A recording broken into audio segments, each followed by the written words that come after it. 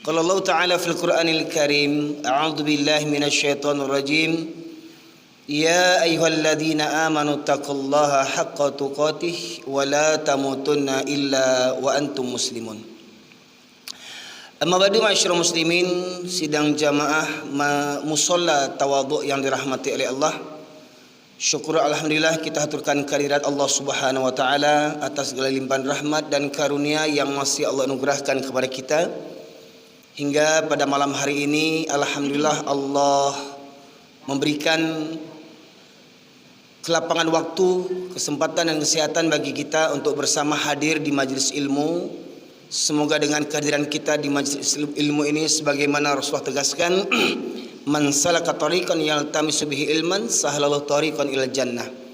Barang siapa yang senantiasa menempuh perjalanan untuk menuntut ilmu agama, maka Allah mudahkan baginya jalan menuju ke syurga. Amin ya rabbal alamin. Salawat dan salam kita aturkan kepada junjungan kita Nabi besar Muhammad sallallahu alaihi wasallam, yang dengan diutusnya beliau menjadi rahmat bagi seluruh sekalian alam. Bapak sekalian, sebelumnya saya aturkan pula ribuan terima kasih jazakallah khairan kepada seluruh pengurus yang telah berkenan menghadirkan saya di musola ini dalam rangka safari dakwah saya yang ketiga untuk daerah Riau, khususnya Pekanbaru dan sekitarnya. Perlu saya mengadakan safari dakwah ini karena kita melihat kondisi umat Islam kita di akhir zaman ini begitu banyak fitnah, Bapak Ibu sekalian.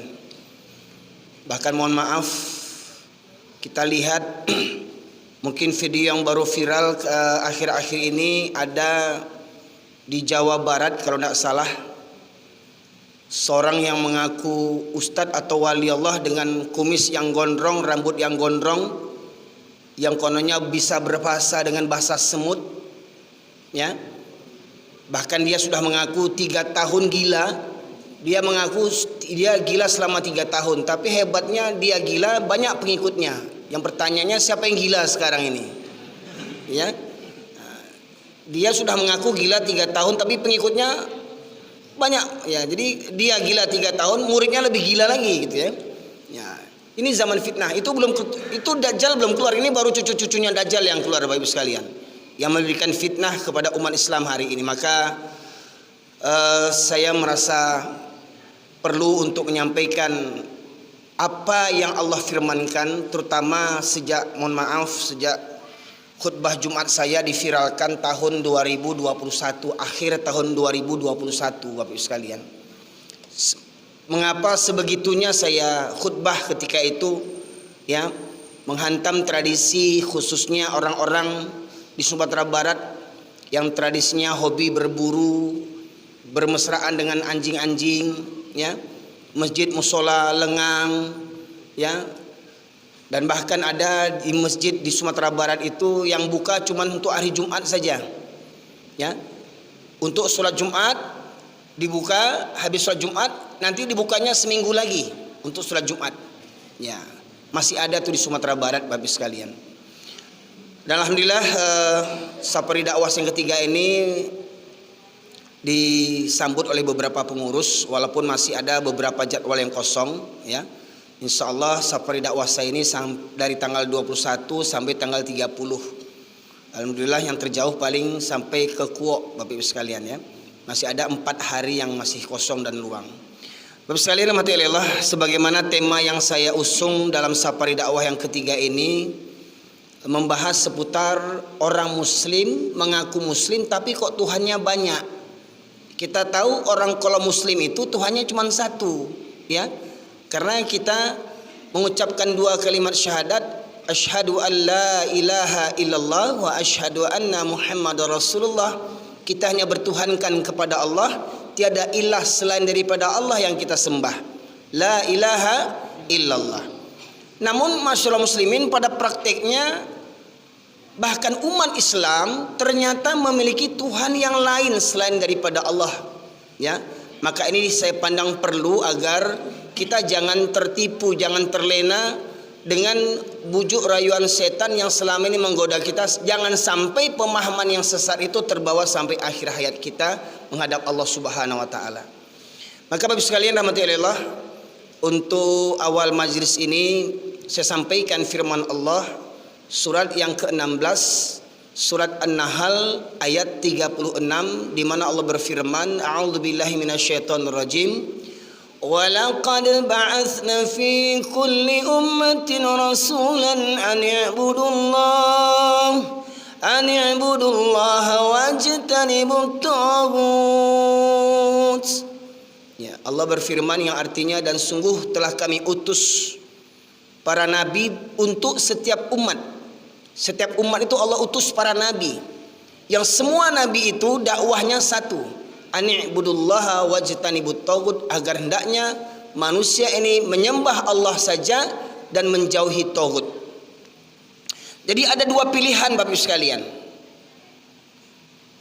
Jalan selamat adalah menyembah Allah, dan jalan kesengsaraan adalah menyembah taghut. Menyembah Allah ujungnya surganya Allah, menyembah taghut ujungnya neraka jahanam. Kalau Anda mengatakan bahwasanya saya ditakdirkan untuk menyembah taghut, seperti mana kadang orang bercanda, kadang canda itu tanpa sadar bisa membuat dia murtad sebenarnya. Apa kata mereka? Kok elok je orang sadonyo, solat je orang sadonyo bukan neraka saya maisi. Kan Allah sudah mentakdirkan itu. Allah buat neraka, ditakdirkan ado yang masuk neraka. Kok tadinya awak masuk neraka, baalai. Itu kan tanda saya beriman tuh, pasrah kepada Allah. Kok orang sinting kok pasrahnya. Padahal kita semua juga beriman bahwasanya Allah sebelum menurunkan kita ke bumi, masukkan orang tua kita ke dalam janin orang tua kita, Allah sudah tentukan jodoh kita, rezeki kita, maut kita sudah tentukan oleh Allah. Sepakat enggak Bapak Ibu sekalian? Sepakat enggak? Allah sudah tentukan rezeki kita, jodoh kita, maut kita sudah tentukan. Oke, sepakat? Kalau begitu ngapain kita kerja? Di rumah aja lah berdoa, kan rezeki sudah datang. Pertanyaannya, bisakah rezeki datang begitu saja? Solat, zikir, solat, zikir, solat, zikir. Ya Allah, ambulita, ya Allah, tumpung, turun kue, turun ketupek kulit tunjang. Bahas supaya datang ketupek kulit tunjang tuh, berusaha Pak. Paling indah apa? Kok nampak kulit tunjang, ketupek kulit tunjang tuh paling indah mambek pirang. Berusaha enggak? Bisa enggak tiba-tiba ketupek kulit tunjang tuh masuk ketupek, masuk tunjang? Enggak. Dengan usaha dulu. Paling enggak membeli ketupek kulit tunjang ke Pariaman. Gitu. Nah, Bapak sekalian rahmati Allah, begitu pula dengan hidayah. Allah sudah berikan jalan yang lurus, dan Allah juga beritahukan jalan yang bengkok. Ya, maka kita tinggal memilih. Hidup ini adalah pilihan. Ya, kita memilih jalan yang lurus, alhamdulillah akan selamat. Memilih jalan bengkok akan sengsara. Begitu pula menyembah Allah, maka kita akan selamat, bahagia dunia akhirat. Menyembah taghut, maka kita akan sengsara dunia dan akhirat. Nah, Bapak sekalian rahmati Allah, dua pilihan tadi, seperti mana Allah juga dalam kalimat tauhid la ilaha illallah itu diawali dengan harfun nafyun. Harfun nafyun itu maknanya huruf yang menafikan.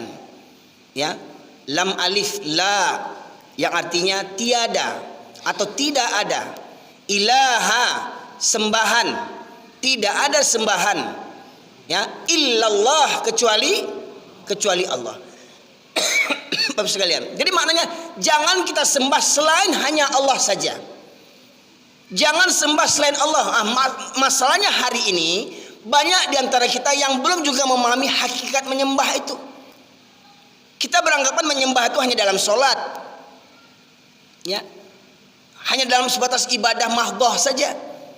Puasa niatkan untuk Allah, berhaji niatkan untuk Allah, sholat niatkan untuk Allah. Kita taunya hanya itu saja kita menyembah Allah. Maka nanti kita akan kupas. Maka saya minta ada yang mendampingi saya membacakan terjemahan. Bapak sekalian, bertahun-tahun saya belajar di pesantren. Setelah saya keluar di pesantren tahun 95 sampai saat ini, ketika saya menjadikan tuntutan bagi saya untuk memperbanyak membaca referensi-referensi, terutama Al-Quran. Ketika semakin sering Al-Quran dibaca, terutamanya dengan terjemahannya, seakan-akan kita baru tahu ada ayat seperti begini. Ya, maka saya anjurkan kepada Bapak Ibu sekalian, ingat, Al-Quran mukjizat Rasulullah yang terbesar. Al-Quran Allah turunkan untuk sebagai yang paling utama, untuk sebagai pedoman dan petunjuk bagi kita. Namun bagaimana Al-Quran karena jadi petunjuk? Al-Quran berbahasa Arab dan kita bukan orang Arab, ya. Dan kebanyakan kita tidak pernah belajar, mungkin jarang, yang sedikit di antara kita yang belajar bahasa Arab. Maka kita membaca Quran harus didukung dengan terjemahannya, Bapak sekalian. Alhamdulillah dengan peristiwa Palestina akhir-akhir ini, peristiwa Palestina akhir ini mendunia, sampai orang-orang kafir di Eropa itu, ya, terkagum-kagum dengan keimanan orang Palestina. Ketika orang Palestina dibiarkan oleh saudara-saudara muslimnya, oleh raja-raja Islam, penguasa-penguasa Islam, tidak ada yang peduli kepada pembelaan terhadap saudara kita di Palestina. Namun orang Palestina hanya bergantung kepada Allah saja. Keyakinan orang Palestina itu, bahkan kita melihat ketika orang Palestina ada yang terkorban, anak kecil ini, ya, dibawa ke rumah sakit, dioperasi tanpa obat bius, tidak mekik itu anak Palestina itu. Bahkan anak Palestina melantunkan ayat-ayat Al-Quran, subhanallah, ya, hingga akhirnya orang-orang di Eropa yang bahkan yang tidak beragama, yang tidak percaya dengan agama, akhirnya mereka berpikir, kenapa orang Islam di Palestina begitu tegar mereka menghadapi cobaan begitu, hingga akhirnya mereka beli Al-Quran berbahasa dengan bahasa mereka masing-masing. Mungkin ada Al-Quran berbahasa Prancis, ada Al-Quran berbahasa Jerman, ada Al-Quran berbahasa Inggris. Mereka belum pandai baca Al-Quran, mereka baru membaca terjemahannya dengan bahasa mereka. Apa yang terjadi? Ribuan orang di Eropa sekarang masuk Islam, Bapak Ibu sekalian. Sholat Idul Adha kemarin di Rusia, kalau Bapak Ibu lihat, Masya Allah, penuh jalan-jalan itu, di jalan mereka sholat Idul Adha, Bapak Ibu sekalian. Sekian penuhnya masjid di Eropa itu. Dan Soviet dulu negara komunis, sekarang Islam marak di sana, Bapak Ibu sekalian. Hanya dengan membaca terjemahan bahasa Inggris, Quran bahasa Inggris, mereka dapat hidayah. Pertanyaannya, kita yang sudah Islam 7 keturunan dengan baca Quran dapat hidayah enggak? Nah, maka akan kita lihat, Bapak sekalian, ya. Yang pertama tadi ayat yang saya sebutkan tadi, surat An-Nahl ayat yang ke-36, bahwa perintah Allah kepada seluruh nabi, ribuan nabi diutus oleh Allah Subhanahu wa taala ke muka bumi ini, dan 25-nya yang wajib kita ketahui, semua dakwah para nabi itu satu dakwahnya, la ilaha illallah, ani'budullah wajtanibut taghut, agar mereka menyembah Allah dan menjauhi taghut. Nah, secara bahasa Bapak sekalian, taghut ini, secara bahasa taghut ini melampaui batas dalam kemaksiatan, ya, bahkan menjadikan makhluk, ya, yang ditaati, yang dicintai, yang ditakuti melebihi cinta dan takut kepada Allah Subhanahu wa taala, ya. Nah, sekarang kita lihat, silakan dibuka surat An-Nazi'at.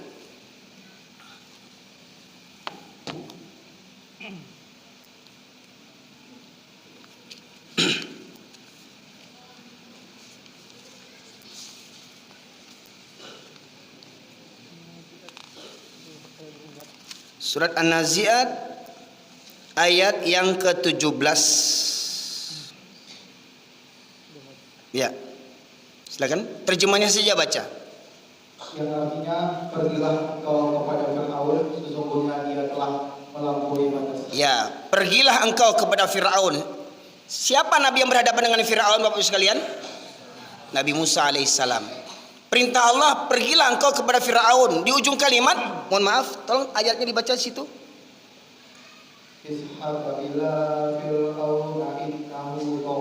Nah, akhir ayat ada bunyi togho. Itulah asal kata togut tadi itu. Togho yadgho, ya, yaitu melampaui batas. Jadi kata Allah, pergi kau Musa kepada Fir'aun, karena Fir'aun itu melampaui batas.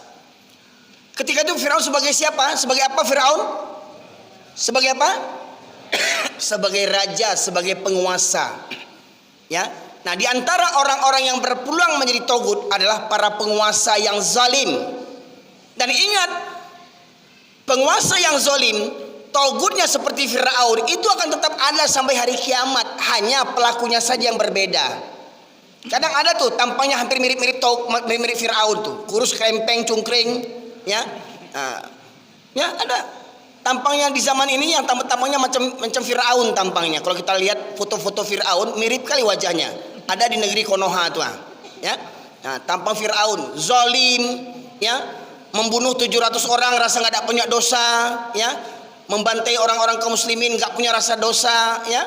Nah, ada Firaun yang begitu di zaman ini, Pak Ibu sekalian, ya, yang melampaui batas, penguasa yang melampaui batas, orang yang punya pangkat jabatan yang melampaui batas, yang mereka berlaku zalim seakan-akan mereka tidak takut kepada Allah. Bahkan ada seorang pengamat politik mengatakan hebatnya di negeri Konoha, ya, karena kenapa tidak bisa maju? Karena tidak ada yang ditakuti. Bahkan Tuhan saja di negeri ini tidak ditakuti. Tuhan saja di negeri ini tidak ditakuti. Banyak pejabat-pejabat disumpah dengan Al-Quran, tetapi mereka melanggar sumpah mereka. Seakan-akan apa? Seakan-akan tidak ada hari kiamat, tidak ada hari perhitungan, tidak ada hari pengadilan, ya. Mereka sangka mereka berkuasa selamanya di muka bumi ini, dan di akhirat mereka terbebas. Karena apa? Mereka tidak beriman kepada Allah Subhanahu wa taala. Baik, ya. Di ayat yang ke-17 itu bunyinya, kemudian lanjutkan ayat 37 dan 38 surat yang sama. Ya. 37 sampai 39. Yang artinya maka adapun orang yang melampaui batas, yang melampaui batas, kata Allah, lanjut, dan lebih mengutamakan kehidupan dunia, ya, lebih mengutamakan kehidupan dunia. Orang yang melampaui batas cintanya kepada dunia. Boleh kita cinta dunia, jangan tinggalkan dunia, tapi ingat, jangan melebihi cinta kita kepada Allah dan Rasul. Ada orang cinta dunia, bangun tidur kerja yang dipikirin, sholat subuh enggak. Ada enggak orang yang kayak begitu? Ada enggak? Lihat di pasar tuh, coba. Hah? Alun jago orang lain masih lalu orang lah, banyak orang di pasar tuh menyiapkan galehnya. Pertanyaannya, berapa banyak yang sholat? Dan tanya pula, kebanyakan yang penggaleh itu orang Islam atau orang kafir? Rata-rata orang Islam, ya. Sarami itu orang dekat pasar dengan masjid. Nah, seberapa banyak yang masuk masjid orang di pasar itu, Bapak Ibu sekalian, ya, melampaui batas cintanya kepada dunia itu, melampaui batas sampai lagunya tercipta, ya, aku tercipta hanya untukmu, hidupku hampa tanpa dirimu, katanya, aku tercipta hanya untukmu, katanya. Terus wa ma khalaqtul jinna wal insa illa liya'budun, di mana? Dan tidaklah aku ciptakan jin dan manusia, kata Allah, kecuali untuk beribadah kepadaku. Tak bagi mereka yang mampu cinta ini, aku tercipta hanya untukmu, hidupku hampa tanpa dirimu. Terus Allah mau dikemanakan? Putus cinta, dia hampa hidupnya, ya, mati pacarnya, mati suaminya, mati istrinya, hampa hidupnya. Terus apakah hidupnya untuk manusia? Apakah bukan untuk Allah hidupnya? Ya, tanpa sadar orang mabuk cinta begitu.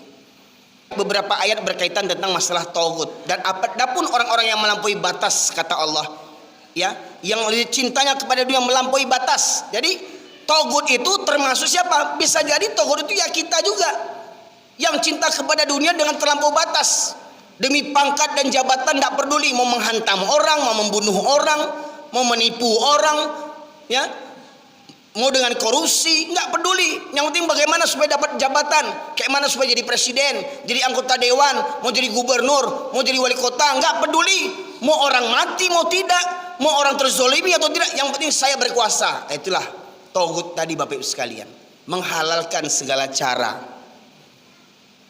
Kira-kira ada enggak tipe-tipe tauhid di zaman kita ini? Hah? Oh, banyak kali. Waktu calik-calik kemarin tuh banyak tuh, ya.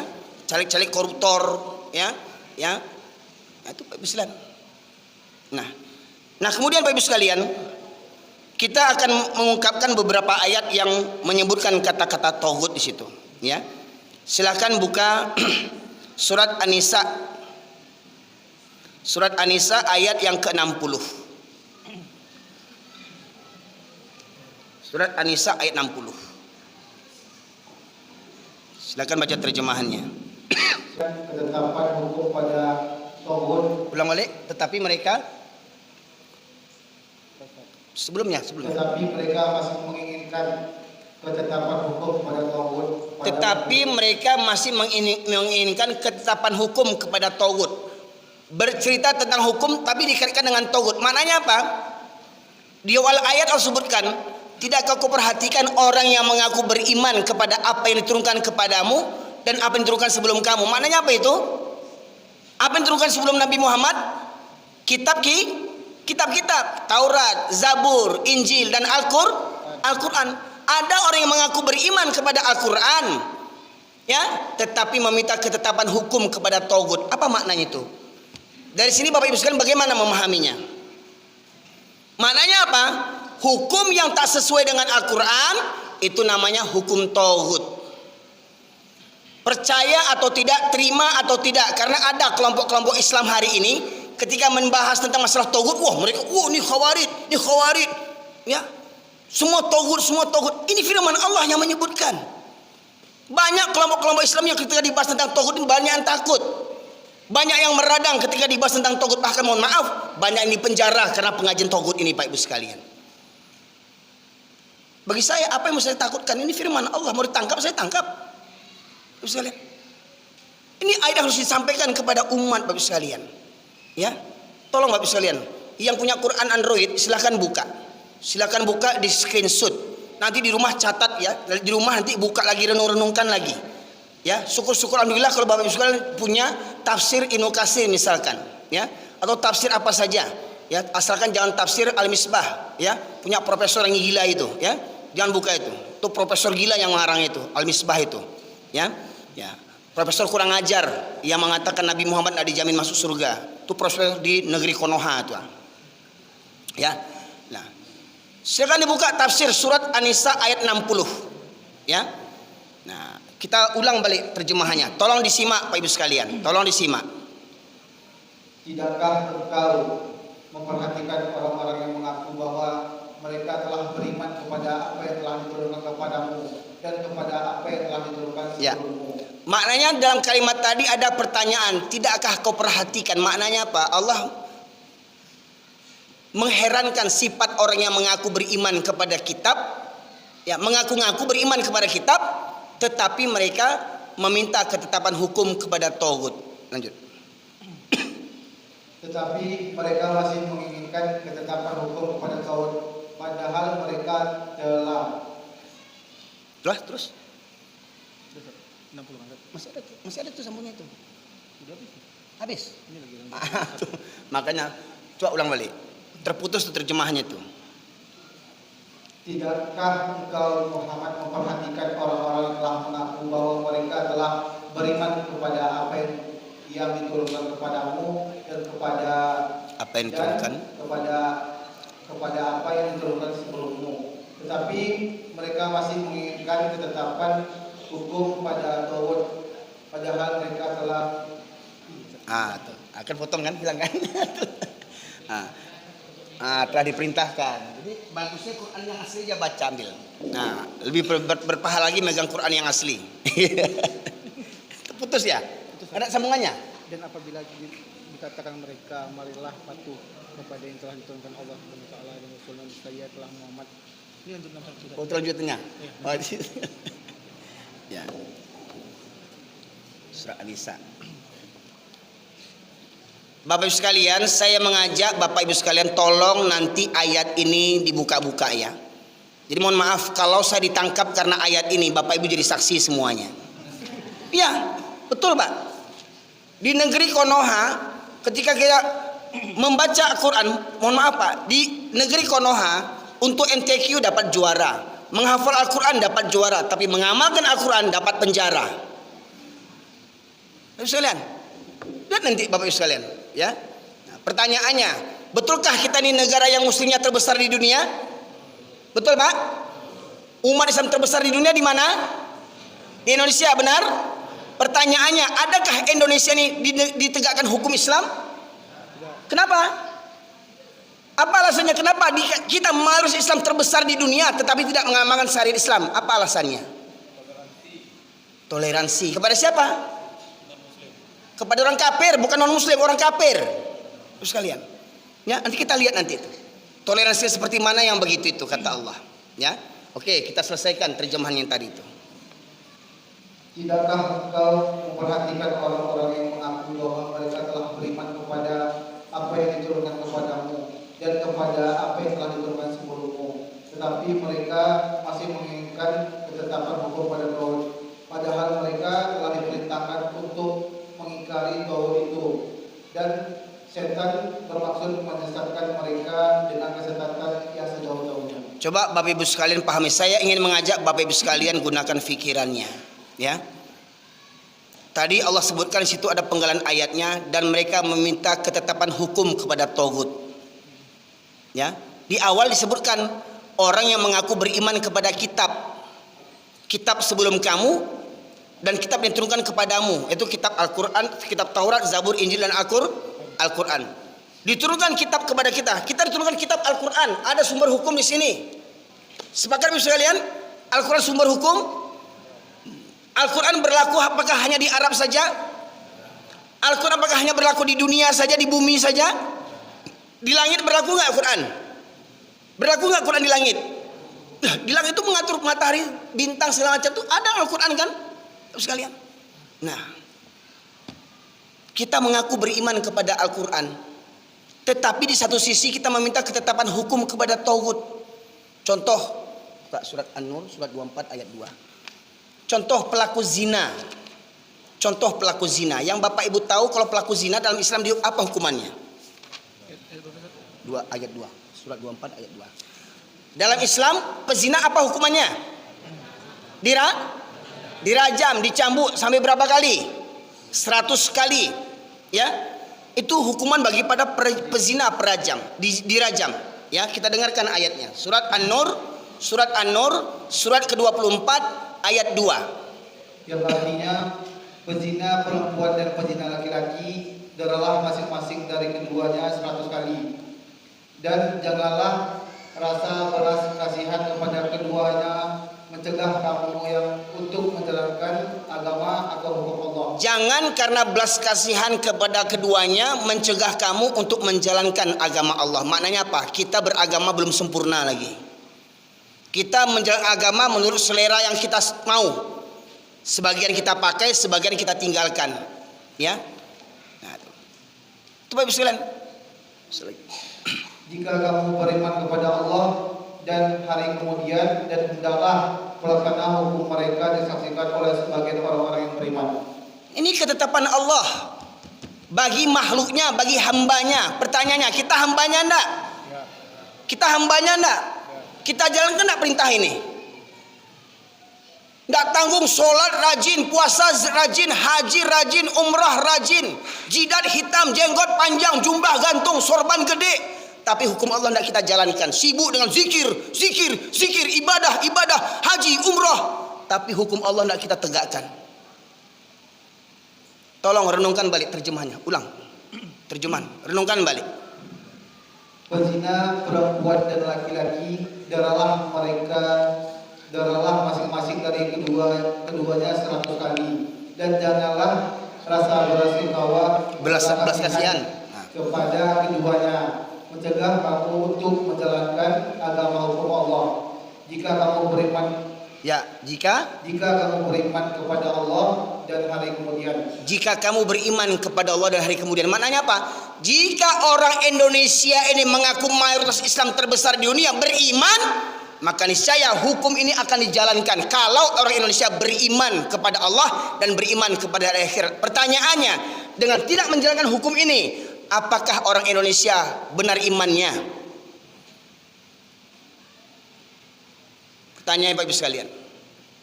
Apa kata Allah tadi? Jangan karena belas kasihan kepada keduanya mencegah kamu untuk menjalankan hukum Allah atau agama Allah jika kamu beriman kepada Allah dan kepada hari kemudian. Jadi kalau kita mengaku mayoritas beriman kepada Allah Subhanahu wa taala, maka semestinya hukum ini dijalankan. Ya. Makanya kalau ingin Indonesia ini selamat, ya. Kemarin ceramah saya di bulan Mei kemarin ya, saya sampaikan kalau Indonesia ini, negeri Indonesia ini tidak berhukum kepada Allah, cepat atau lambat Indonesia ini akan pudur. Bapak sekalian. Ya. Sehebat apapun undang-undang manusia, sehebat apapun undang-undang manusia, lebih hebat mana dengan undang-undang Allah Subhanahu wa taala? Hukum Allah. Kurang ajarnya manusia, mereka buat undang-undang sendiri, mereka buat hukum sendiri untuk mereka, dan mereka mengabaikan hukum Allah Subhanahu wa taala. Itu kurang ajar namanya. Kita makhluk yang hina mengaku setara dengan Allah, berhak membuat undang-undang, membuat hukum-hukum dan kalama di awak seorang aja. Ya, Bapak sekalian. Jadi hukum, tolong silahkan yang menyaksikan ini, ulama-ulama tolong bahas ini, ulama-ulama ya, tamatan Timur Tengah kah, Timur Pinggir kah, Timur Selatan kah, yang LC kah, yang WC kah gelarnya, tolong bahas ini. Bapak sekalian.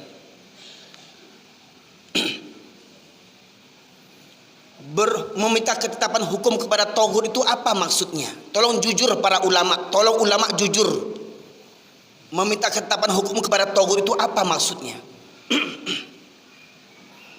Yang saya pahami, meminta ketetapan hukum kepada togut adalah Allah sudah tetapkan hukum di sini, kita buat hukum yang lain selain daripada Al-Quran. Maka hukum yang tidak bertentangan, yang tidak sesuai dengan Al-Quran, sementara sudah ditetapkan di sini, maka itulah hukum togut. Sementara kita diperintahkan untuk mengingkari togut, kafir kepada togut. Surat Al-Baqarah 256 di penggalan ayatnya Allah berfirman, "Faman yakfur bit-taghut wa yu'min billah faqad istamsaka bil urwatil wuthqa lam fisama laha wallahu sami'un alim." Barang siapa yang ingkar kepada taghut dan beriman kepada Allah, maka dia telah berpegang teguh kepada buhul tali agama Allah yang kuat, yang tidak akan putus, maknanya tidak akan tersesat. Tidak akan tersesat seorang muslim, seorang hamba apabila dia ingkar, kafir kepada taghut dan beriman kepada Allah. Tadi disebutkan kenapa hukum Islam tidak diterapkan di Indonesia, karena untuk menenggang toleransi. Sekarang kita buka surat Al-Maidah ayat 49. Al-Maidah surat yang kelima ayat 49.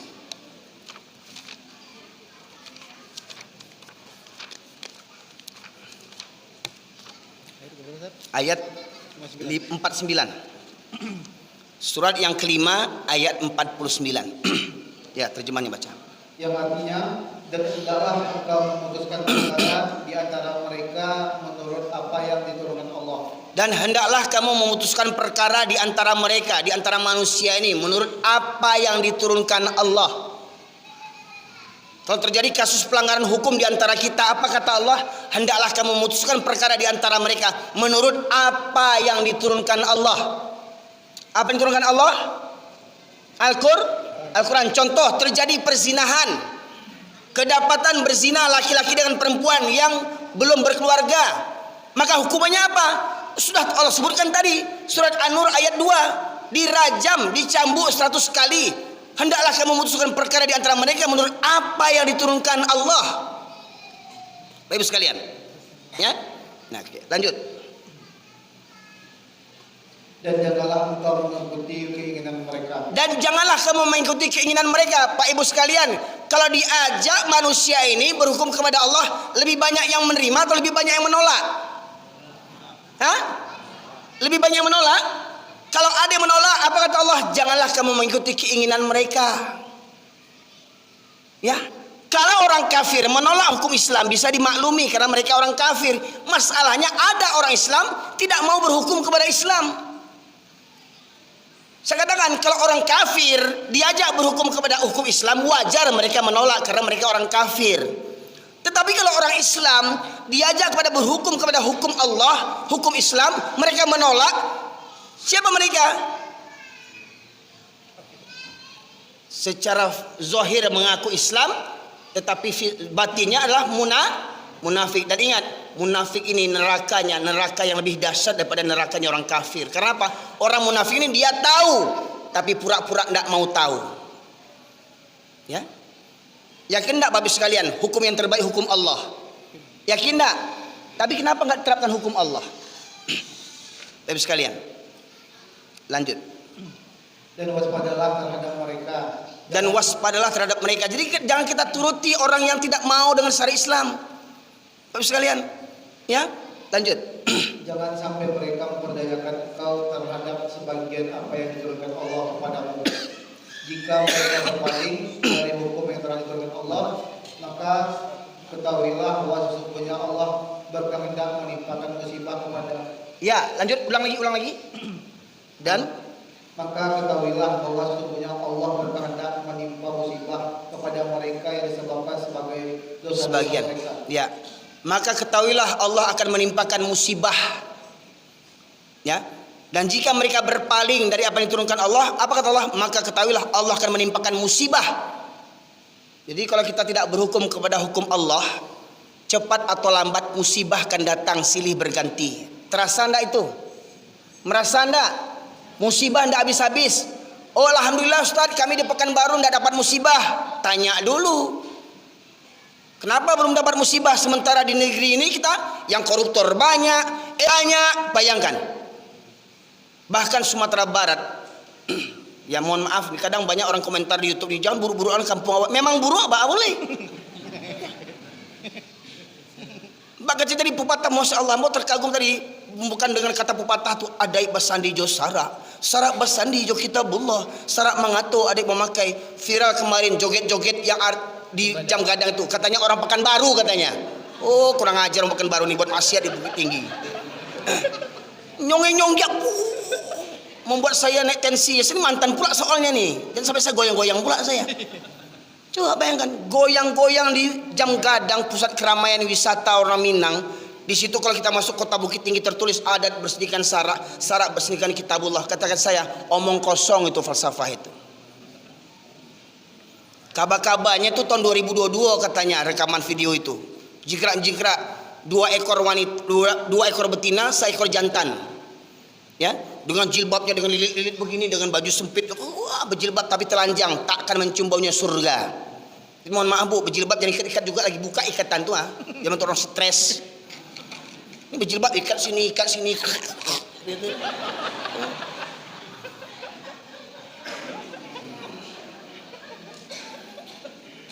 Buka surat Al-Ahzab ayat 59. Jilbab itu sejenis baju kurung yang lapang, bukan baju belejin. Ini pakai jilbab serawa lejin, sakit utak. Senam pula di halaman kantor sekolah.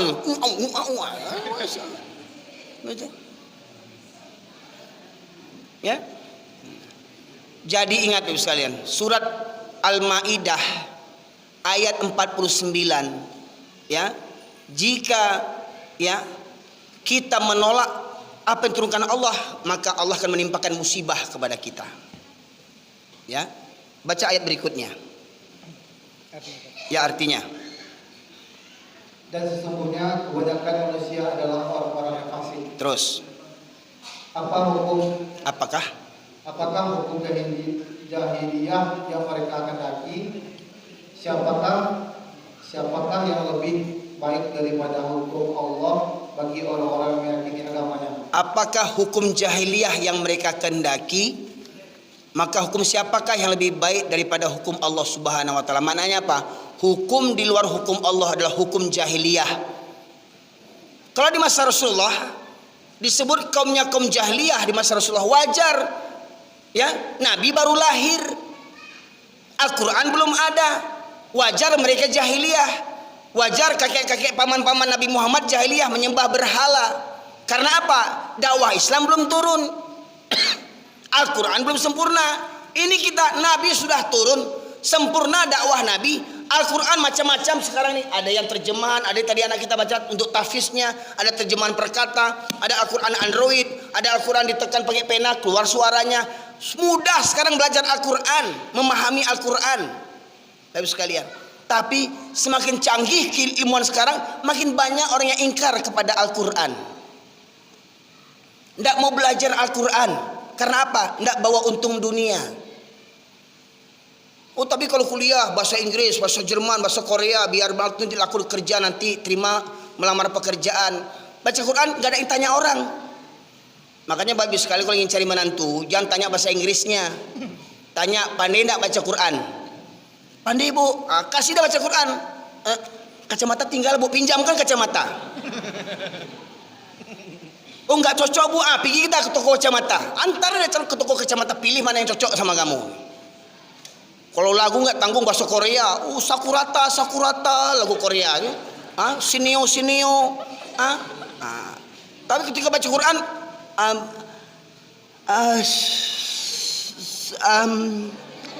tekan tweet sekali. Banyak laporan kantor-kantor KUA, orang-orang pemuda-pemudi yang meminta surat nikah dites baca Quran, banyak yang tak pandai baca Quran. Silahkan survei membuktikan. Ya, tapi celakanya kau tahu ngasih surat juga KUA itu dikeluarkan juga surat nikahnya karena apa? Supaya sumbat muncungnya sama pitih. Balai. Ya. Nah, itu KUA kurang ajar nama itu sekalian. Tangguang buku di neraka, buku di akhirat buku. Ya. Pak Ibu sekalian mohon maaf nih, saya kaji saya main buka kulit tanpa isi aja nih Pak Ibu sekalian, ya.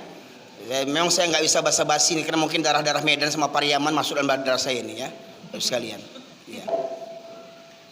Ya. Jadi kalau kita ya tidak menjalankan memberikan hukum Allah sebagai aturan undang-undang kita, maka cepat atau lambat negeri ini akan dimusnahkan oleh Allah Subhanahu wa taala. Buka Al-Baqarah 278.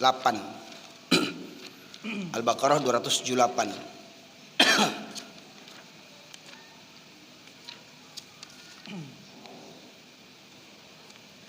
Yang artinya, wahai orang-orang yang beriman, bertakwalah kepada Allah dan tinggalkanlah sisa riba. Wahai orang-orang yang beriman, bertakwalah kepada Allah dan tinggalkan sisa riba. Maknanya apa? Kalau dulu kita nggak tahu hukum riba, beli rumah kredit riba, beli motor kredit riba, terlambat dapat denda, nggak terbayar tarik lagi motornya, riba. Ya, beli rumah pakai riba, menikah hutang riba, kuliah hutang riba, itu haram hukumnya. Apa kata Allah? Hai orang-orang yang beriman, bertakwalah kepada Allah dan tinggalkan sisa riba. Kalau dulu kita nggak tahu hukum riba, sekarang udah tahu, tinggalkan. Jadi mohon maaf, jangan bangga kerja di Bank BRI, Bank BNI, jangan bangga kerja di bank. Jangan bangga oh anakmu kerja di bank, jangan bangga, cilako tuh. Oh gaji gadang, iyo gadang kena rako beko. Jangan bangga mana. Lebih baik menantu tukang tembel benen daripada tukang bank lagi. Terus sekalian. Ya. Cuman ya tembel benen tuh keringetnya busuk. Ya. Kerja di bank harum keringetnya di AC, tapi narako juangnya. Diteki cua di nantarang awak. Bangga mana menantu ju pegawai bank. Sekalian. Ya. Lebih selamat menantu ju tukang bengkel.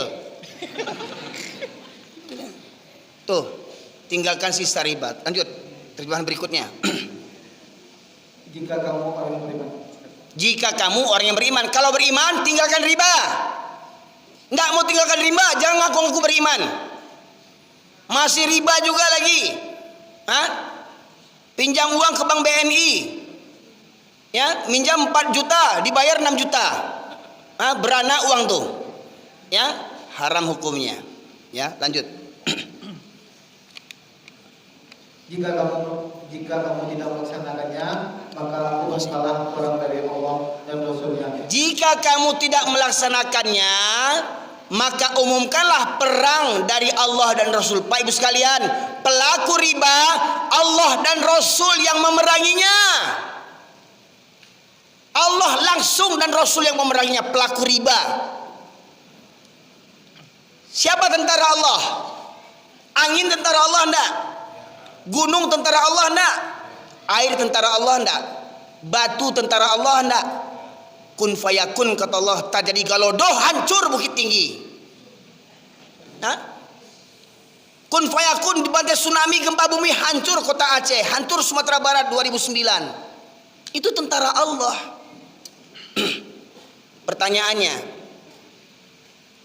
negeri kita ini terbebas enggak dari riba? Pertanyaannya, Berapa hutang riba negeri ini? Banyaknya berapa? Bagi saya 10 juta tuh banyak. Bagi saya ya. Ya, Pak, berapa hutang riba negeri ini, Pak? Hampir ya 9.000 triliun. Triliun tuh kalau dikumpulkan duitnya nggak cukup segudang surau ini, Pak Ibu sekalian. Triliun, 9 triliun. Ya. Hutang riba. Jadi pada hakikatnya negeri ini sudah memang layak untuk dibenam negeri ini, Pak Ibu sekalian. Mohon maaf, bukan saya mendoakan Indonesia ini hancur, enggak. Indonesia pasti hancur. Pasti hancur. Nih saksi-saksi nih, video-video saya direkam nih, saksi-saksi nih. Kenapa saya bilang Indonesia pasti hancur? Yang pertama tadi Al-Maidah ayat 49. Kalau kita tidak menjadikan Al-Quran sebagai pedoman hidup, sebagai undang-undang, maka Allah akan timpakan musibah kepada kita. Yang kedua, surat Al-Baqarah 278 279. Pelaku riba, Allah yang mengumumkan perang, Allah dan Rasul langsung mengumumkan perang bagi pelaku riba. Pertanyaannya, negeri ini berapa hutang ribanya? Itu sudah layak, Pak, negeri ini diperangi, Pak. Sudah layak bagi Allah nih. Tapi kita nggak sadar-sadar juga lagi. Ada yang bilang taat sebelum pemimpin, taat kepala otakmu.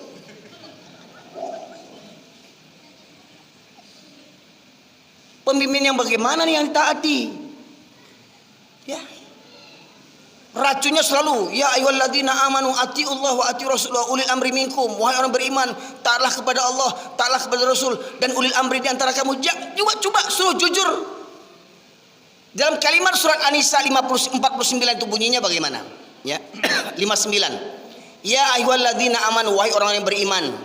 Atiullah, taatilah Allah, wa atiir rasul, taati Rasul, wa ulil amri minkum. Ulil amri itu tidak ada perintah atiunya. Paham enggak? Maknanya apa?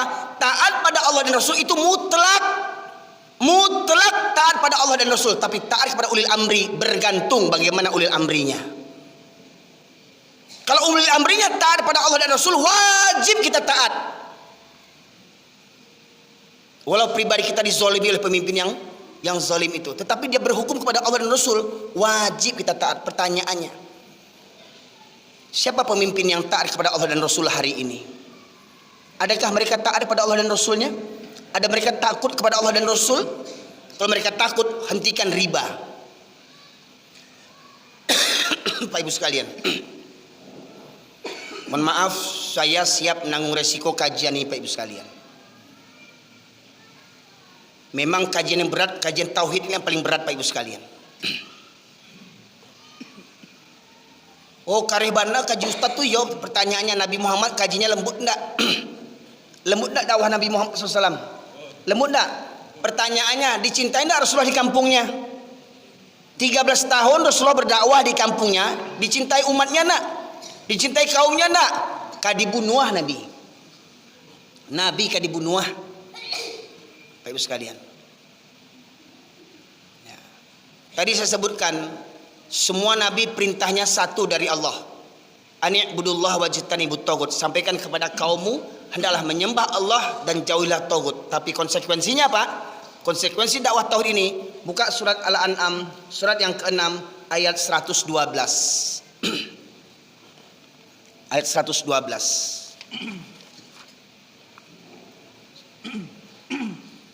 Yang artinya dan demikianlah untuk setiap nabi kami menjadikan musuh yang terdiri dari setan-setan manusia dan jin. Ya. Wa kadzalika ja'alna likulli nabiyyin aduwan syayatinil insi wal jin, kata Allah. Dan demikianlah untuk setiap nabi kami jadikan musuh-musuh dari kalangan jin dan manusia. Setiap nabi punya musuh. Ya. Nabi Ibrahim mendakwahi kaumnya, mendakwahi ayahnya. Apa yang didapat Nabi Ibrahim? Dibakar. Nabi Musa mendakwahi ayah angkatnya Fir'aun. Apa yang didapat Nabi Musa? Difitnah, mau dipenjara, mau dibunuh, dikejar, diuber. Nabi Isa mendakwahi kaumnya. Apa yang didapat? Nabi Isa mau disalib. Nabi Muhammad mau mendakwahkan kaumnya. Apa yang didapat? Nabi Muhammad mau dibunuh. Sampai Nabi Muhammad melarikan diri hijrah dari Makkah ke Madinah. Pertanyaannya, betulkah kita ini pengikut Nabi Muhammad? Jujurkah kita pengikut Nabi Muhammad SAW? Jujur? Nabi Muhammad punya musuh. Siap tidak kita punya musuh? Siap tidak punya musuh? Oh, kita nggak cari musuh. Mimpi. Jujur, Bapak Ibu sekalian, ketika Bapak sholat melihat orang berjudi, Bapak larang, Pak, jangan berjudi Pak. Orang berterima kasih. Terima kasih Pak, orang sudah azan Pak ke masjid. Oh, terima kasih Pak. Begitu kata mereka. Siawang. Marah-marah dia. Diajak sholat marah. Betul enggak? Ibu-ibu mengajak kawan-kawan yang lain. Uni, ayo berjilbab. Ini soal di mana? Kau ninja, kau mah sasek kau. Enggak perlu jilbab tuh, yang perlu hati kau. Sedangkan hatinya, jilbab itu memang tidak ada jaminan orang yang berjilbab pasti masuk surga. Betul, tidak ada jaminan orang yang sholat pasti masuk surga. Sedangkan sudah sholat berjilbab tidak dijamin masuk surga, apalagi tidak sholat, kau duntung dia hanya. Ya. Orang yang sholat kalau ada jaminan masuk surga, tidak ada jaminan masuk surga. Yang berjilbab itu juga tidak ada jaminan masuk surga. Sedangkan sholat saja belum dijamin masuk surga, apalagi nggak sholat. Tahu diuntung dia hanya pandi. Ini ke orang tuh. Karajo bampo hari-hari ditagah berang. Ayo kecilnya orang Minang lo tuh. Islam lo kecilnya tuh. Betul enggak Pak Ibu sekalian? Senang enggak orang ketika kita mengajak mereka, mari sholat Pak? Senang enggak? Enggak. Marah dia. Tapi kalau kita ajak orang Kristen sholat, dia marah, wajar. Orang kepala otak kau, aku Kristen, aku suka sembahyang dia. Ini orang Minang Islam 7 keturunan diajak sholat. Baca caruinya. Betul enggak itu Pak? Ini yang terjadi, banyak musuhnya. Jadi jangan berharap berdakwah tuh orang senang semua, enggak. Sampai apa yang mereka pikirkan untuk menangkap para ulama, para nabi ini? Ya. Al-Anfal ayat 30, surat ke-8 ayat 30. Bapak Ibu sekalian.